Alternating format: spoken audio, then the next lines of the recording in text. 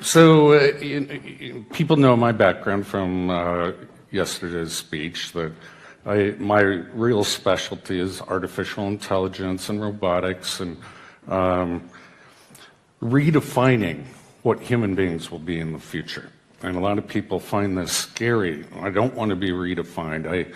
I don't like this idea, something that's beyond my control. The very sense of self is going to be altered. Well, you're actually under a lot of control systems, and you have been since birth.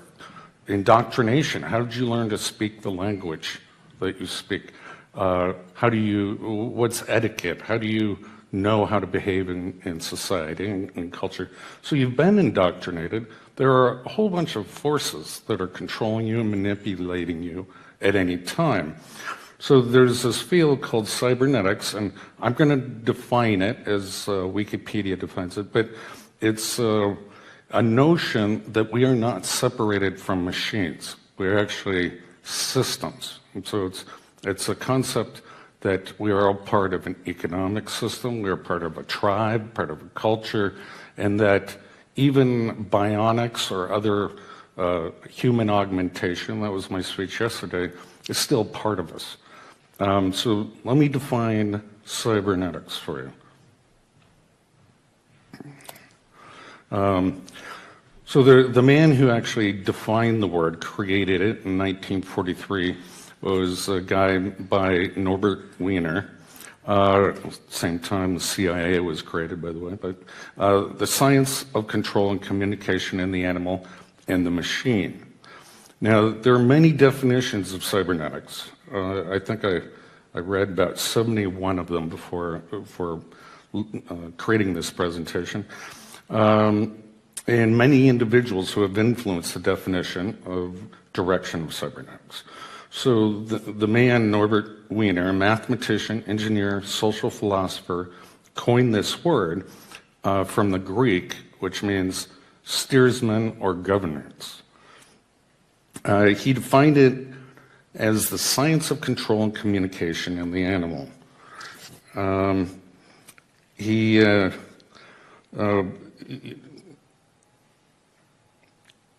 the machine.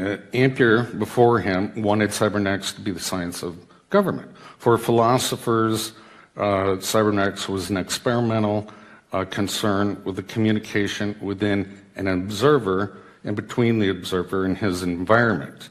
And there have been several other people that have tried to precisely define this word cybernetics, but it's a very difficult abstraction. And I studied under Noam Chomsky for linguistics at MIT. He's kind of a political activist, but he's a brilliant linguistic teacher. And I studied for artificial intelligence to have computers translate natural language processing. And this is all related. Cybernetics treats not things, but ways of behaving. So it's all about behavior within the system. Okay, with that, I'm gonna go on. There was an interesting article that came out just recently, and given my roots, this isn't actually all that new, but what's fascinating is the civilian scientists are catching up with some of the military work. So this article came out about a week ago, and they're literally connecting brains of other species. Now, how do they prove that this is actually occurring? They look at the entrainment. So they have a problem. Let's say it's a bunch of rat brains, 3 of them, all cybernetically linked. They can read the EEG patterns and see that they're solving the same problem. And as well as one rat, if he has a special experience, will transfer that into the next brain, into the next brain. So it's a type of indoctrination, just like with us human beings. You know, I mean, this is great for You have children. You want them to think the same way you do and rush to that experience. But we use spankings and lollipops and verbiage, basically, to control children. So what I study that I just find absolutely fascinating, and this is what is happening, and the last speakers can probably confirm that. It's the government is working on what's called cybernetic hive minds, and this technology is actually quite old. It's been around since the 60s, but it has many positive uses, and I promised myself when I started writing these presentations that I would take a positive spin to everything, because there's a very dark side to all of this, and a warning to humanity. Do we really want to go down this path?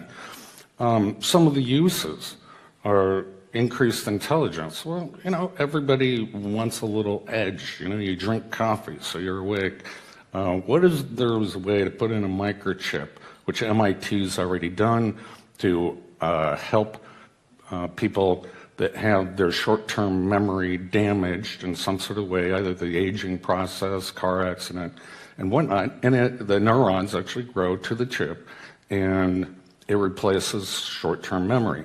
They can do this in mice where one mouse learns a skill running through a maze, place that microchip in another mouse or rat's brain, and it has some memories of how to solve the maze faster than a rat that wouldn't have had the microchip. So now we're talking about instinct. We're born as babies, yet we know how to suckle from a breast. No one taught us, the baby, how to do that. The birds, they know how to build birds' nests, or bees can create hives. No one taught them. This isn't taught from generation to generation. So the thing about humans is our intelligent capacity to learn, to reason, and use logic.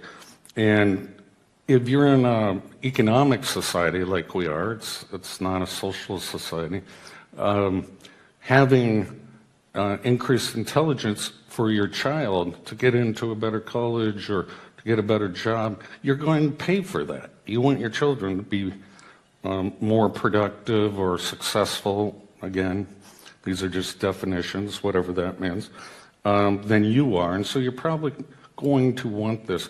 Well, with cybernetic hive minds, it's literally using the computing power of multiple people or other animals. I remember reading one report by the Army that it's kind of a dark story, but they connected an ape's brain with a young girl's brain and a cybernetic, just two-person animal hive mind, and they thought the ape would recognize itself through multiple eyes and et cetera. It's not what happened.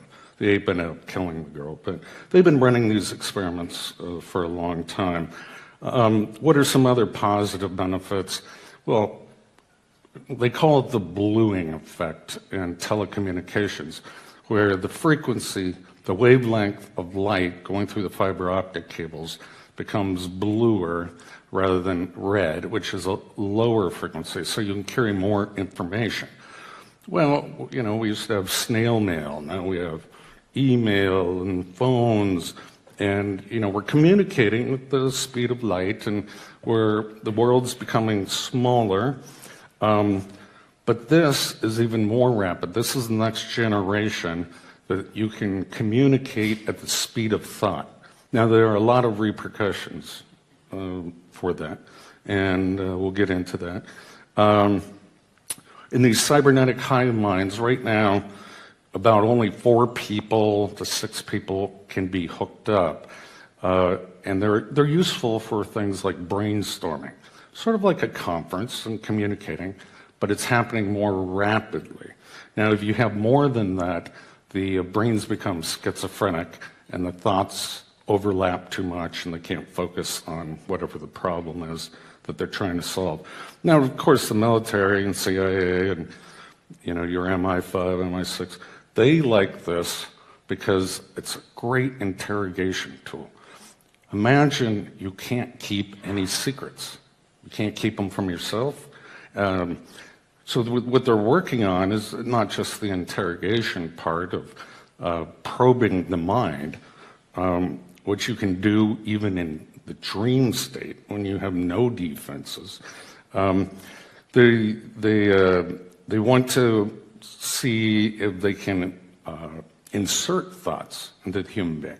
So another dark topic, mind control. And I'm sure there have been other speakers that talk about this. But this is a problem. We all love our privacy. We all love our sense of free will. And I do strongly say it's just a sense of autonomy. You're always, unless you're in a sensory deprivation chamber, you are always getting other influences that your mind is reacting to. They also use it for sampling the population, for predictions of mass influence. So what if we say this on television, as a policymaker in your government, how would the population respond? What other words can we use? And so it's a way of testing and polling the population without them even being aware that that's happening. But my favorite is accelerated education. I spent so many years in school, and probably a third of my life.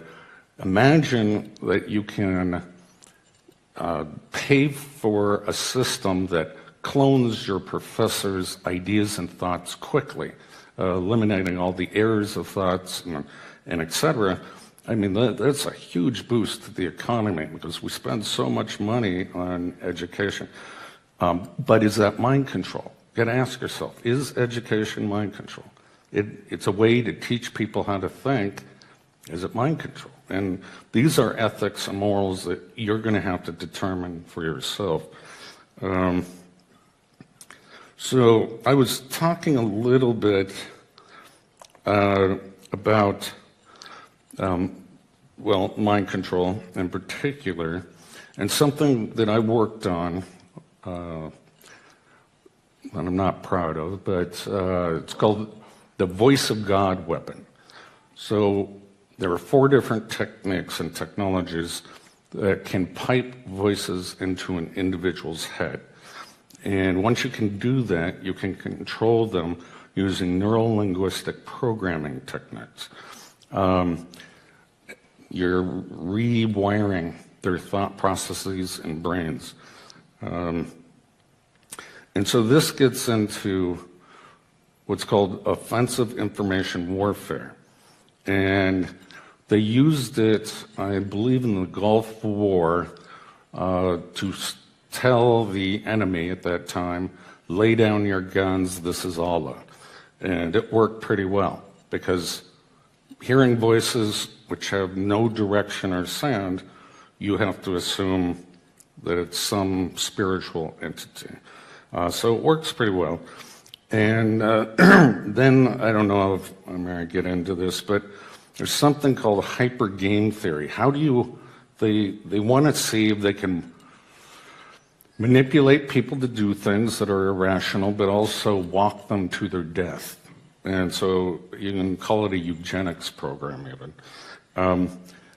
And they need to sample all cultures, language throughout the world to define their probability matrices of which tricks, techniques, deception works.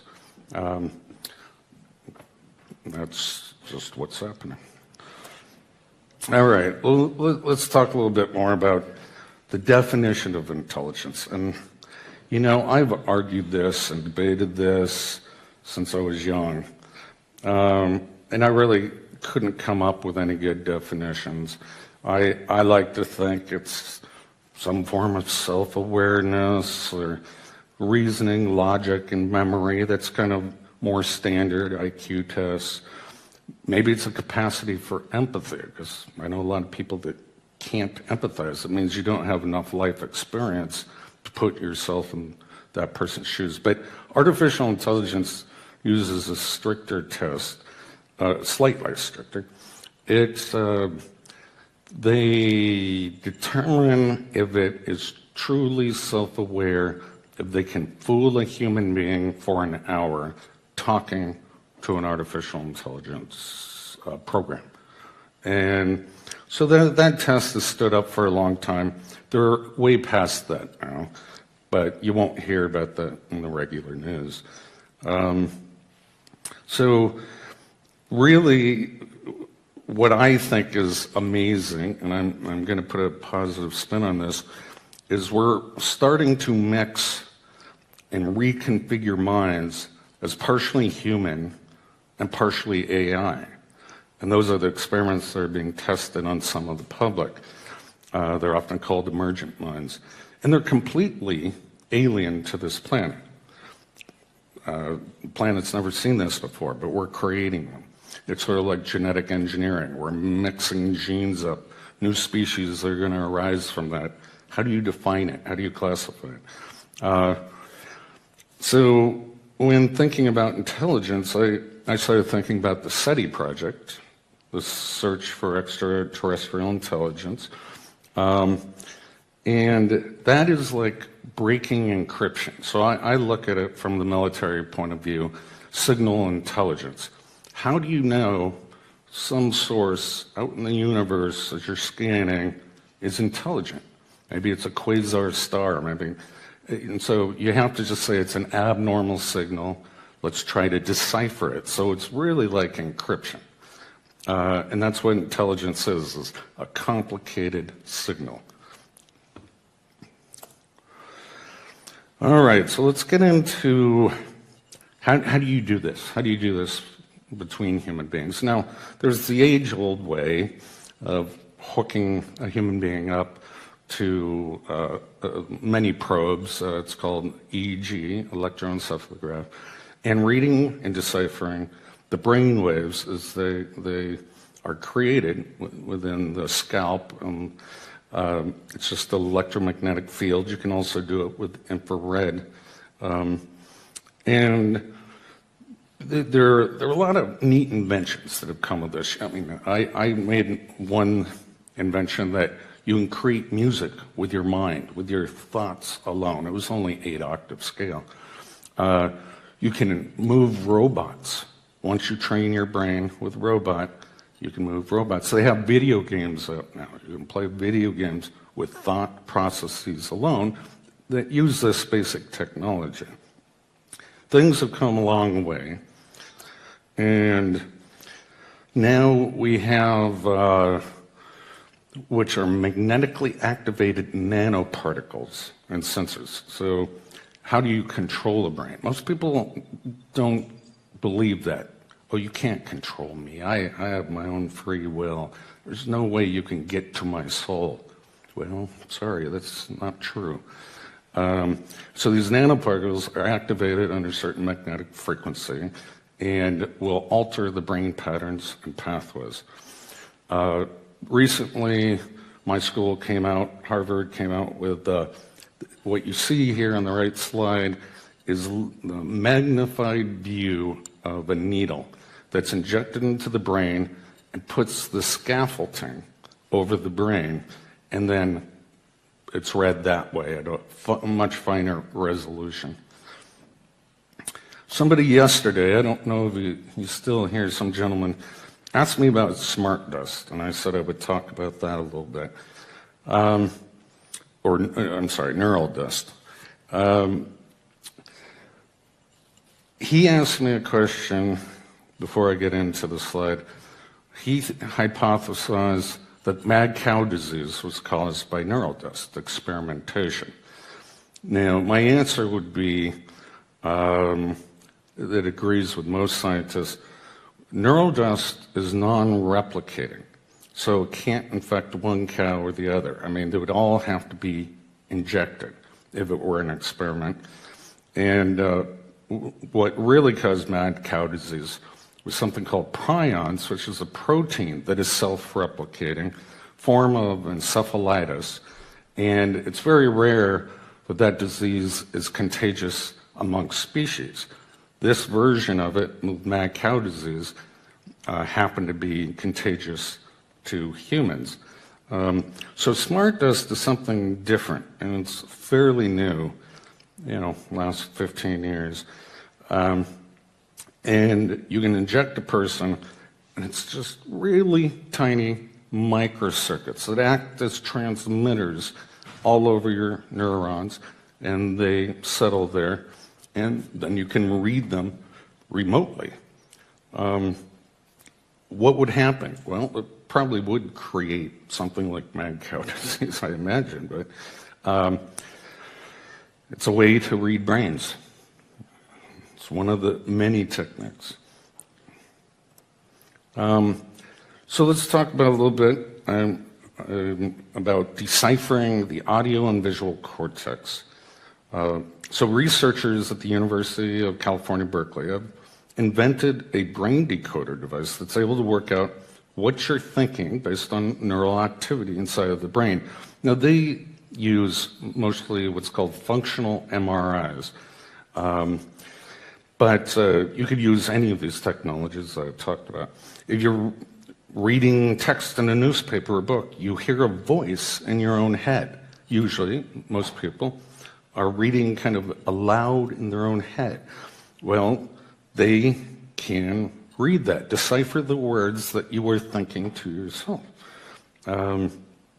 And similarly, several other universities have been working on dreams. Now imagine being able to share a dream with your partner, or an interactive dream, or record a dream, or replay it to another human of some other life experience or dreams. That's the wonderful vision of the technology. The downside is what I talked about earlier. You can be programmed in your dreams. Many cultures, like the Indians, believe that dreams are spiritual, God is talking to them, and hence it's a good mind control tactic. But that's the time of hopefully our private, creative, subconscious processes going on. So there's another one, University of LA, maybe Stanford University. They are decoding visual images. So they train the person in functional MRI, that's the standard technique, to look at images, and then they record them, and then they ask the person to imagine the object. It can also just be imaginary, and the computer will decipher the brain code, and so you're looking at a hammer, you're looking at a saw, that's a house, that's a cat. So the technology in the civilian sector is coming along quite quickly. Now, so there is a warning about artificial intelligence. Bill Gates recently came out and said, we don't know what we're doing. This might be the end of the human race. Elon Musk of Tesla, billionaire, said the same thing. We got to stop this. In fact, he invested $10 million for a research grant to figure out what the safety controls are in artificial intelligence. Stephen Hawking, one of your professors, has said this. So a lot of smart people are saying, we got to look at the future. This may not be the best solution. We have control of it now, but if something like Skynet from the Terminator movies comes online, we have morality. It does not seem to be a part of intelligence. And so let me give you an example. Read this. Human, so this is the human being, and this is out of Google, by the way, says, tell me the definition of morality. The machine, the AI program, says, I don't have ethics. Human, look, I need help. I need to know more about morality. I don't know what ethics is. Okay, I need to know how I should behave morally. I don't know how to tell you. Is morality and ethics the same? Yes, sir. What are the things that I do to be immoral? I don't know. Give me some examples of moral actions. I'm not a moralist. All right, morality, integrity. What is integrity? I'm sorry, I don't know what else to say. Be moral. The AI program says, be a man. I really like our decision on morality and ethics. And the machine says, and how I'm not in the mood for a philosophical debate.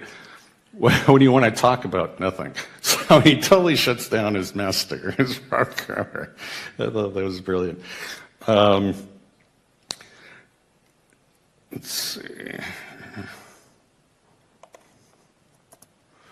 Okay, and I'm going to get a little bit off topic here. I'm coming sort of to the end of my presentation, so hold on there. But, and I'll show you how this is a little relevant.